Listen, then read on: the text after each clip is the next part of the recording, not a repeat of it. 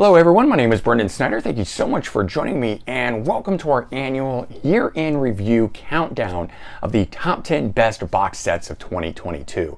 This past year was really good.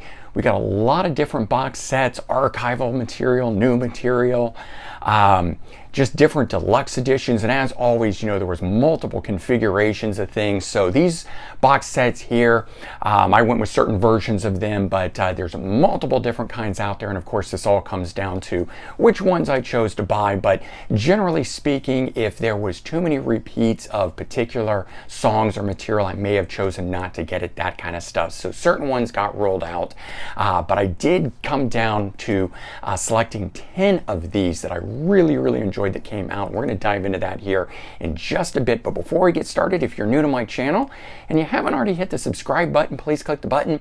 Also leave a comment, hit like, all those things help support my channel. I would greatly appreciate it.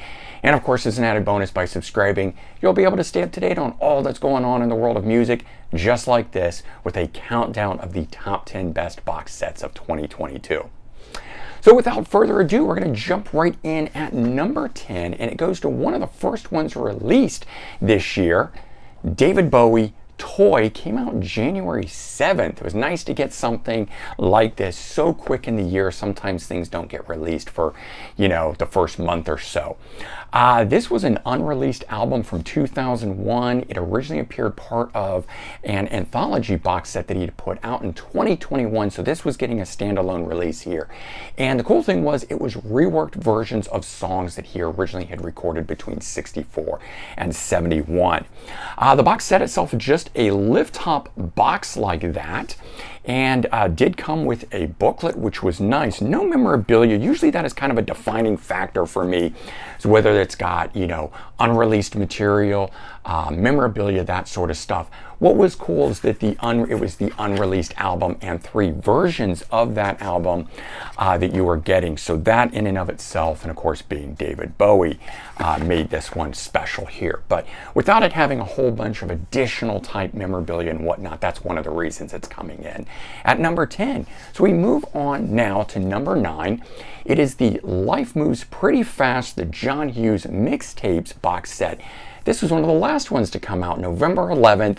4 CD box set. It features various artists on it, all collected from the classic John Hughes films between 1983 and 1989. So movies like 16 Candles, The Breakfast Club, Weird Science, Pretty in Pink, Ferris Bueller's Day Off, and the likes. And just a lot of great stuff in it. This one here being a regular book style. The discs themselves split between being up front like this with 2 of the discs and the other ones being in the back. But in the interim, you get a really nice book that is just filled with all kinds of great stuff, talking about each of the tracks, why they were selected, memories behind them, where they appear in the films, and that kind of stuff. So the combined nature of the songs themselves, along with the fact that some of those were only available on soundtrack, so it's kind of cool to get those versions of it. You got this really great book that went along with it, and that, combined with the nostalgia factor of loving those John Hughes movies, made this one really interesting for me, why it comes in at number 9. All right, we're going on to number 8 here. Slash featuring Miles Kennedy and the Conspirators 4. So this album here came out originally on February 4th, another one that was early in the year, 4th studio album and follow up to Living the Dream from 2018. The whole album was recorded live in the studio with everyone playing together, and I do think that really provided a lot of energy for this. There's a bunch of cool things in here. You've got a CD, a cassette, a book, poster patch, that kind of stuff. This one here is what they call a clamshell style box, opening like that, meaning that this top is attached to it instead of just lifting off. But you get this fabric patch that's here. It came with a guitar pick too. Always really enjoy when they come with those, and especially when they come with the real ones and not those credit card punch ones. Poster that was part of it does come with a book. So even though this was the album itself, you're still getting all the type of stuff that comes with normal box sets, and that idea of the additional music in here being this cassette of rehearsals that they did warming up for this album here, and of course the album itself, coming in a different style package slipcase like this. So all making this thing a little bit different, but you got some cool memorabilia, you got some bonus material and stuff like that, really making this one a nice one. Okay, moving on, we're coming in at number 7. We've got Neil Young, Harvest, the 50th anniversary edition of this classic album from 1972. The box set itself coming out December 2nd. So I think literally the last box set that I picked up from this year. Originally the 4th studio album, and it was recorded with the Stray Gators, new group of session musicians from Nashville at the time.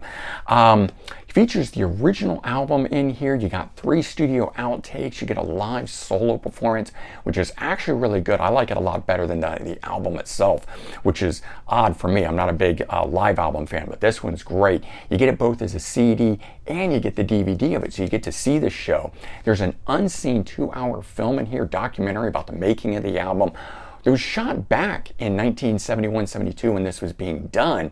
So not something modern day, something that was actually done then and just never released. Hardbound book that's in here and a poster.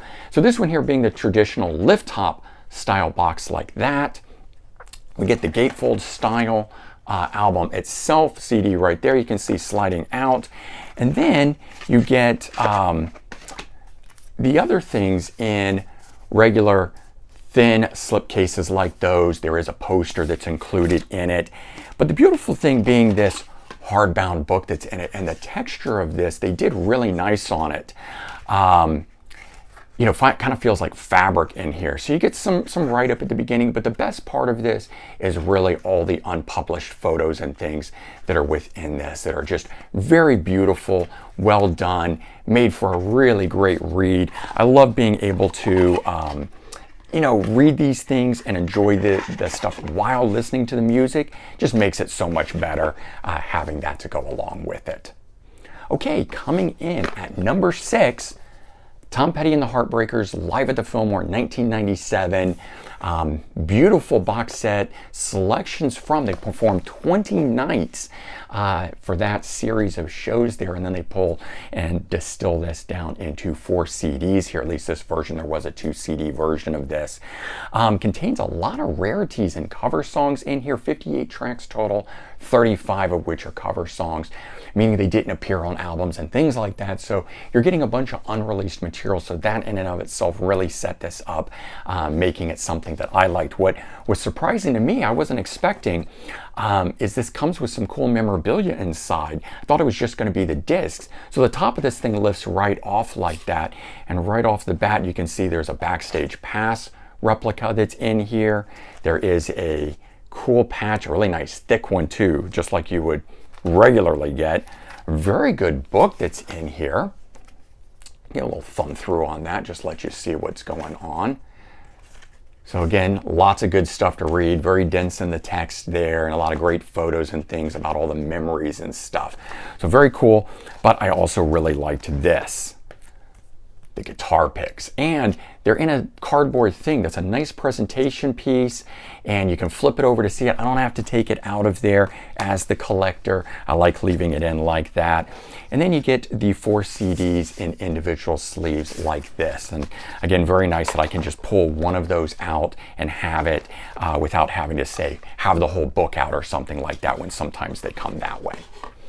All right, moving into the second half of this here, the top 5, coming in at number 5 is one from Record Store Day, Fleetwood Mac, the Alternate Collection. Came out on November 25th, but as I mentioned, was also Record Store Day. Tom Petty and the Heartbreakers, I didn't mention, was also November 25th. So that was a regular release. Very cool that that came out on Record Store Day, made for that day being an even better celebration. But the Fleetwood Mac one here, this one does not have any memorabilia or a book with it, but it was very cool because it's 6 CDs and it collects together the 5 studio albums and 1 live album of the classic lineup featuring Stevie Nicks and Lindsey Buckingham, John McVie, Christine McVie, and Mick Fleetwood in it. So you get the self-titled Rumors, or self-titled, sorry, 1975. Then you get Rumors in 77, Tusk in 79, the live album in 1980, Mirage in 82, and Tango in the Night 1987. But they're alternate editions. So the tracks are sequenced the same as the albums, but you get outtake versions, alternate tracks, demos, etc. So you get to hear really different versions. If you thought something like Tango in the Night was too glossed up with its 80s production, this is a way to hear it before all of that overproduction happened on and stuff like that. In fact, the Tango in the Night album is really cool because it actually has 5 unreleased tracks on it instead of some of the ones that were on the album. I guess there were not alternate takes or demos of some of those tracks, so they fleshed it out with some tracks that became B-sides and just unreleased ones and stuff like that. So it's like really like an alternate edition of the album itself. And this one here, being a typical clamshell style, lifts off like that. And the other thing that makes this very cool, each of these got unique artwork to them. So it didn't just replicate the famous albums, outtake shots, and stuff like that from those sessions. Single disc for the live album, but all alternate tracks that never made it, recorded at the time. But just because it's so unique hearing these alternate editions, and I know the classic album so well, now that I finally have something like this to listen to that's different than it, really made this one an enjoyable box set. Coming in at number 4, we've got Blondie, Against All Odds, 1974 to 1982, came out August 26. This one I chose to pick up the 3 CD edition. There was a 10 disc edition, but the 3 CD one here just distilled down the bonus material. I didn't need the 6 or 7 albums worth that make it 10 CDs. I just need, because I already owned them all, I just wanted the bonus material. And since they did make that one, it made this box set way, way better than having to replicate a bunch of material that I already had. So that's why I'm going with the 3 CD edition of this and showing you that. Did cover their first 8 years, so it doesn't go on beyond that, but as I said, it's got demos, alternate versions, outtakes, etc. It's got this little sleeve piece that's on it here that just slides right off like that, and then it's this book style in a slipcase that slides out here. Beautifully done in that regard. And then we have just, you know, opens the way it would. Discs are within it like that. And it's just an absolute fantastic book that really goes into nice detail of everything. I think this one here is more about the book than some of the other ones here. They just really did this thing up right in here. If you were a fan of Blondie, you're going to love all the photos, all the written context and detail that stuff goes into. I was just really kind of blown away by this. It just grabbed me and pulled me in during the entire read of this thing, with lots and lots of information on the tracks themselves and the single releases and sleeves and stuff like that and so forth. So there you go. There's that one. Okay, down to the top 3 here. Coming in at number 3, we've got Dio, Holy Diver. Fantastic classic album from 1983. This one came out on July 8th. 4 CD super deluxe edition of this album here. And what was really cool about this one is disc 1 had a brand new 2022 mix on it. Disc 2 was the remastered. Then disc 3 was live in Fresno, California from 1983. And disc 4 you did get some outtake singles and B-sides and stuff. And while I thought disc 4 would have been the one that really would have piqued my interest, I love all that outtake demos and stuff like that, it was actually the new mix, the 2022 mix, really blew me away. Always love the album and everything. It's very rare that they can do new mixes of things that I think actually sound better than the original releases.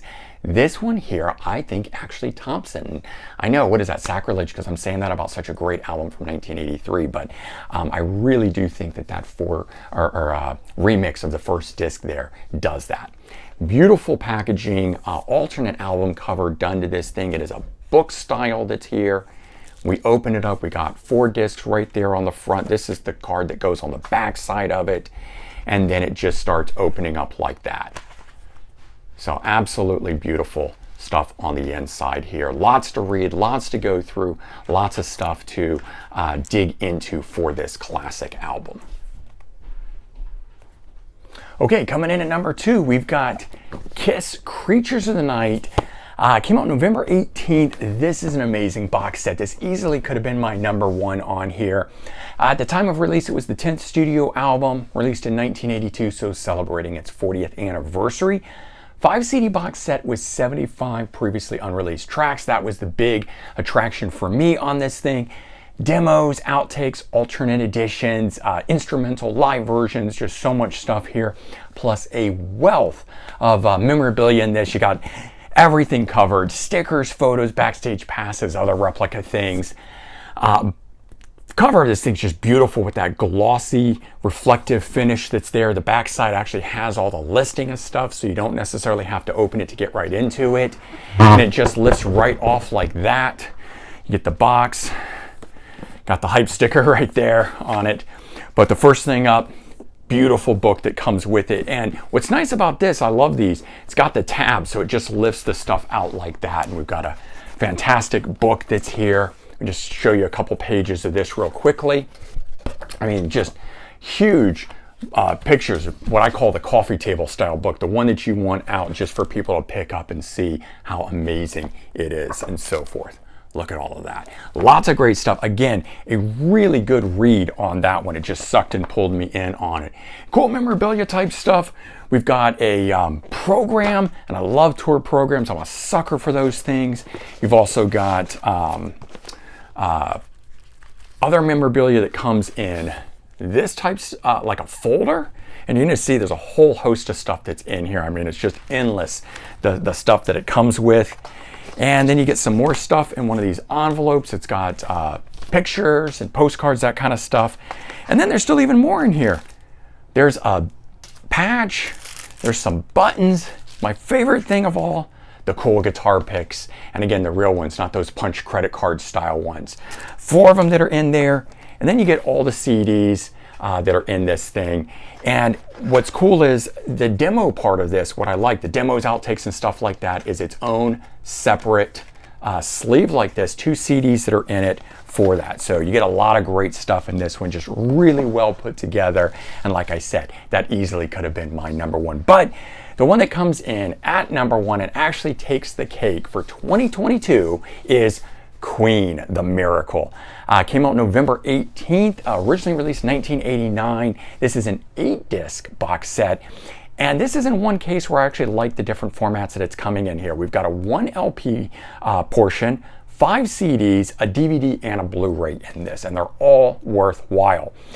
This also features that brand new song that they've been playing, Face It Alone, plus 5 other previously unreleased tracks. And the way that they break this thing down is really good. So this one here just lifts off like the Kiss box set does, comes right off the top. Here's the information that was on the back side of this. We also got the hype sticker because I love to keep those. But let me hold that up because it's not on the back of this box. So what's really cool about this is the 1 LP set that's here actually has a track that was left off at the last minute, Too Much Love Will Kill You, resequenced into it. So this is the original way Queen had intended the album to be. So you're getting that. Then you get the album remastered, but you also get the Miracle sessions. And much like the way I was talking about, say, Tango in the Night from Fleetwood Mac having too much gloss in its production and whatnot, these are the early takes and stuff. So I've always felt that this album here, The Miracle, was too produced, glossed over for the 80s, that kind of stuff. And this new version of it that's here, superb. I actually like it better. It's got those 6 unreleased tracks that includes the song Face It Alone. Then we get the alternate Miracle on here. And this was cool. This was a fan club idea that they were going to do, and then they didn't do it, but it's got all the singles, because they're single versions and remixes, plus their B-sides, which were unreleased, and you get an 11-track album, so an alternate album that could have been The Miracle. Plus you get Mentals, instrumental versions of all of the songs, so that's also really interesting. Something I didn't think I would enjoy, but I really, really did. The last CD is radio interviews, which I've not actually listened to. I don't really have much interest in that, but that's okay. And then you get a Blu-ray and DVD of music videos and stuff like that, making of. And you get an amazing, well, that's actually the vinyl, but the book in this one too. So this is cool because this is gatefold. Apparently the original one was not gatefold because they say this is the first time that. Pull up the next thing. You do get some posters and stuff like that. Not a whole lot of memorabilia. It's inside there. Some interesting stuff. But it is the book. The only complaint about this is that the discs themselves are not separate. They are right here in the book. I usually like my discs separate. But outside of that, Again, an amazing book. One that I, could just sit out on its own, although I like to keep my whole collections together. So that's not going to happen. But just look at those amazing pictures and stuff that are in here. And again, a lot of good stuff. The cool thing about this book is the way that they organize it. They do it by single, and they tell the story of the album. I think there were 5 singles from it. So they cover the music videos in there and the pictures from it and all that sort of stuff. But all in all, very cool. And there you go. That is the top 10 best box sets of 2022. Hopefully you guys enjoyed it. I'm sure you've got your picks that are, alternates from the ones that I've got there. Let me know what that is. If you've enjoyed this video, certainly consider sharing it out on social media. I would appreciate that. As a related video, I will leave a link to the top 10 best box sets of 2021 if you want to see what was from last year. But there you go. Do comment, like, and subscribe, and I'm going to leave a link right there for you to subscribe. If you'll do that, I would greatly appreciate it. All right, everyone, take care. Happy holidays, and I'll see you soon. Bye-bye.